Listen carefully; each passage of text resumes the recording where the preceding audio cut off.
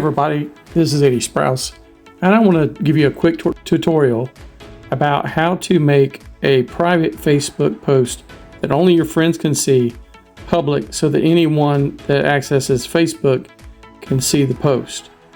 You may want to do this because if it's set to friends only, then only your friends will be able to view the post.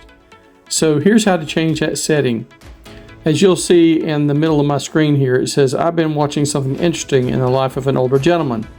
If you look above that text, you'll see that it was posted an hour ago, and you see the little icon there. It looks like two people, one standing behind the other. That means it's shared with just friends only. So I'm going to change that to public. So if you click on the three dots on your post, you can edit privacy.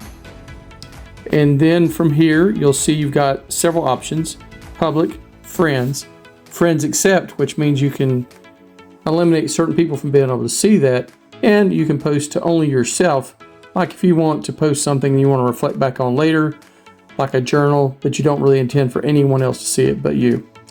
In this exercise, we're going to just change it to public.